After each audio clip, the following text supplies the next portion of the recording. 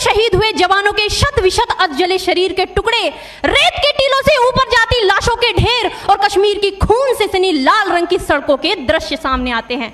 उस पर मेरे प्रतिपक्षी महोदय का कहना ये कि मानवाधिकारों की अनुपालना करते हुए देश से उग्रवाद और आतंकवाद को समाप्त किया जा सकता है। महोदय, अब तो हमारा तिरंगा झंडा भी हमसे ये पूछने लगा है कि क्या बात है भारत, आजकल फहराने से ज्यादा मैं कफन में दफनाने के क्यों काम आ रहा हूं। महोदय, हृदय तो उस दिन फट गया जब बूढ़ी मां अपने बेटे के चिथड़ों को देखकर बोली कि साहब, आप तो भर्ती में 1 इंच भी कम नहीं लेते, मैं आधा शरीर कैसे ले लूं।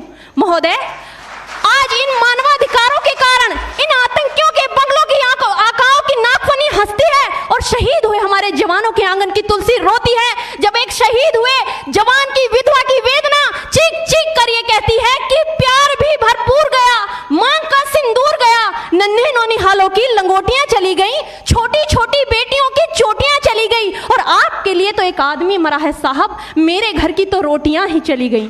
महोदय, किसी भी युद्ध को जीतने के लिए पहल करना सबसे ज्यादा आवश्यक है, क्योंकि इतिहास गवाह है कि पहल करके बड़े बड़े युद्धों के परिणाम बदल दिए गए हैं। परंतु आज मानवाधिकारों के कारण हमारे देश के जवान इस कदर बंधे हुए हैं कि अपनी ड्यूटी पर खड़े होकर भी वो आज पहल करने से डरते हैं, क्योंकि महोदय भविष्य में उन्हें कटघरे में खड़े होने का डर सता रहा होता है।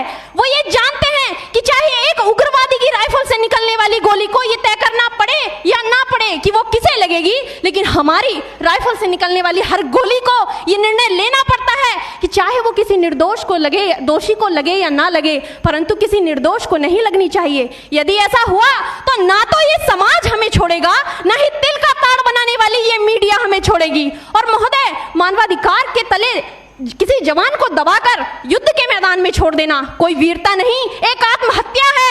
क्योंकि महोदय, फूल को श्रृंगार दो ये मुमकिन नहीं और एक वीर को झनकार दो ये मुमकिन नहीं। जो हाथ बांध दे सेना के, ऐसे मानवाधिकार का पालन संभव नहीं।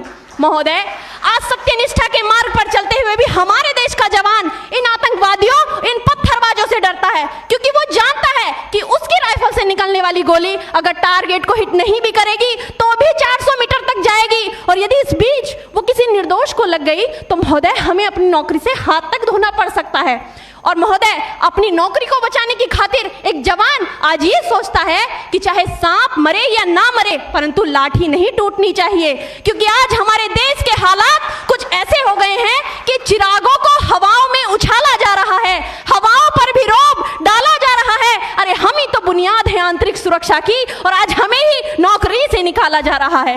महोदय, जब पुलवामा में 44 जवान शहीद हुए, छत्तीसगढ़ में 76 जवान शहीद हुए, तो कोई भी मानवाधिकार की दुहाई देने वाला हमारे पक्ष में आकर खड़ा नहीं हुआ। परंतु जब जेएनयू विश्वविद्यालय में एक देशद्रोही के द्वारा भारत तेरे टुकड़े होंगे, अफजल हम शर्मिंदा हैं जैसे देशद्रोही नारे लगते हैं, तो सारे मानवाधिकार के ज्ञाता आकर उसके पक्ष में खड़े हो जाते हैं। तभी तो क्या कहा था उस देशद्रोही ने कि तुम एक अफजल को मारोगे, हर घर से अफजल निकलेगा। तो मैं भारत की बेटी अपनी भारतीय सेना की तरफ से आज ये ऐलान करती हूँ कि उस घर में घुसकर मारेंगे जिस घर से अफजल निकलेगा, वो कोख नहीं पलने देंगे जिस कोख से अफजल निकलेगा। उठो देश के वीर जवानों, तुम सिंह बनकर दहाड़ दो और एक तिरंगा झंडा उस कन्हैया के सीने में गाड़ दो।